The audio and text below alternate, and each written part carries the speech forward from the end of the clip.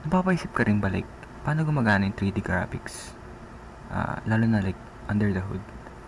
Well, ako rin eh. Today, gamit tayo ng 2D library to simulate a 3D. Well, I'll be using C++ and of course, ayun yung gamit sa sfml. Well, first is, of course, since ang target ko lang naman here is paikutin yung ating cube inside the y-axis. Di natin masyado pagtutuunan yung x din.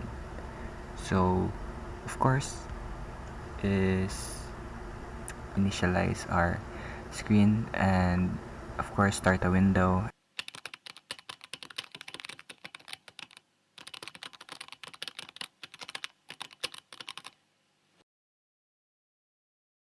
And then after that is we'll first start with our structure, which is the x, y, and the z. I'm also calling here the angle, which how fast each side rotate. Well, para mapaikot natin yung cube inside the y-axis is we'll make a function which is basically called rotate y. Now in this function we'll also be needing the vector point and also the angle. We'll be using radians, which of course equals to angle and then multiplied by pi and divided by half a circle. And then of course we'll be needing the cosine and the sine.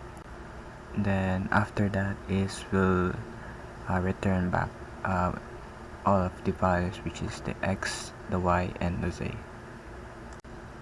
Now after that is we'll initialize our next function, which is projecting the 3D into a 2D space. Now first it of course the z, which is the depth of our cube, and then initializing that the z is not less than 0.1 float, and then after that is also initializing the scale, since that's how big our main cube is, and then initializing the screen x and y, which of course means projecting the main cube in the middle.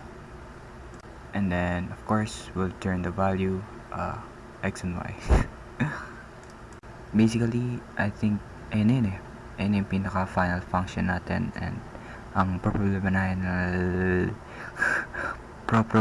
na lang natin yan is paano natin makakonect yung dots. Well, of course, I'll be using here the 4 quadrants, which is of course available sa what they call this, x and y axis, and these 4 quadrants will be representing the position of my cube in the x, y, and the z position.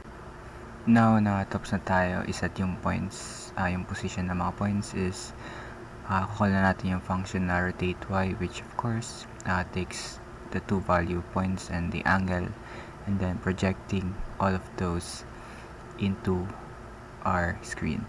Now I'll be now connecting here the dots the lines, which of course to represent our of course first prototype or the first output of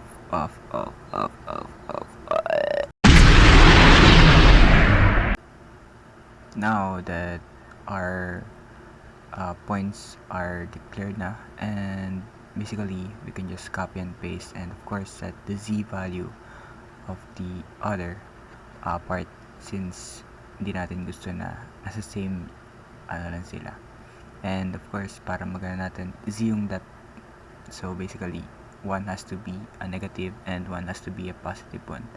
Then of course changing the values, and